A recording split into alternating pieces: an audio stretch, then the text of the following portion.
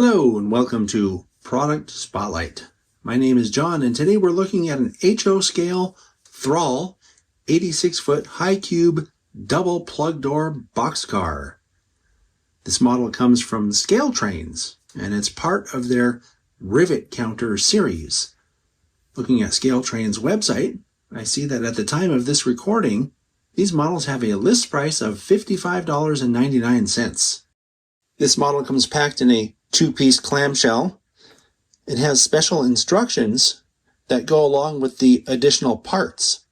The additional parts are long shank couplers, and the instructions tell you that if you want to run this on smaller radius curves, smaller than the recommended radius of 24 inches, you need to install those, and that'll let you run around 22-inch radius curves. So while I'm sitting here talking about this, I'll mention that.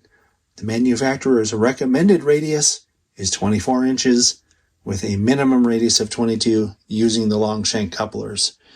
Also included in the bag are extra bearing end caps because this model has rotating bearing end caps, which we'll look at later. It also has this manual that has a bunch of information, and it also has the exploded view drawing, and there's actually quite a lot of pieces in this model. And then, of course, on the back, it has more information, including a parts list. It's offered in a variety of road names and road numbers, so your best bet would be to go to the Scaletrains website and see if they have what you're looking for. The paint and markings on this model are both excellent. The dark base coat covers very evenly, and the markings are very crisp and also evenly applied. Something of particular interest to me is the ACI label on this end, which looks really good. It has separately applied ladder detail on the ends, and these look like separately applied stirrups as well. The detail around the doors is pretty astounding. The latch and hinge detail are all separately applied. Here's a look at the brake end of the model. You can see that it has pretty much everything you'd want on a model like this, including separately applied ladder detail, separately applied uncoupling lever detail, air hose detail, a knuckle coupler. That's a photo etched crossover platform here. It looks really good. Here's a look at the brake end from the other angle, and you can see it also has a separately applied tack board here. Here's a look at the other side of the car, and I'll tilt it up just so you can see that there's some brake detail attached on the bottom that's visible from the side, and you can see it as the car rolls down the track. And I mentioned the rotating end caps. This is what we're talking about. How cool is that? Here's a look at the A end of the car, and you can see it has all that separately applied stuff, including the tack board, ladders, photo etched crossover, uncoupling lever. It's all there. Here's a look at the roof detail.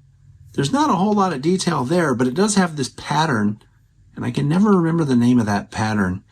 But I do want to mention that the top door tracks are actually molded pieces, but the bottom door tracks, which I'll show you when we look at the bottom detail, are in fact separately applied pieces.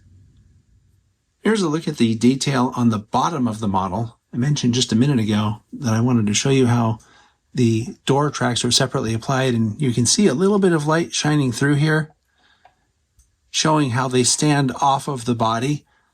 That's separately applied detail.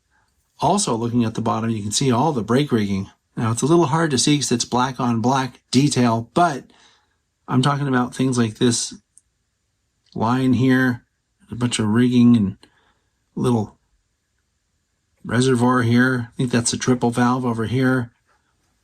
There's a whole bunch of extra, I guess, piping down here that leads out to the air hose. Just there's a lot there to look at. Also, while we have it upside down, I'll point out the metal wheels and the body mounted couplers. This model weighs 7 ounces. Here's something new. This model's too long to fit on my cheat sheet, But you can see that my cheat sheet ends at 6.5 ounces, and I would estimate that this is probably another inch past that, plus a little bit.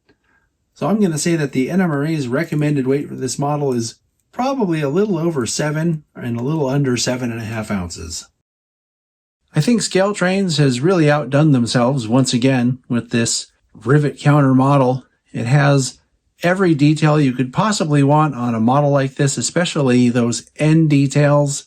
The underbody detail was really striking, and I really liked those separately applied door tracks on the bottom part of the doors.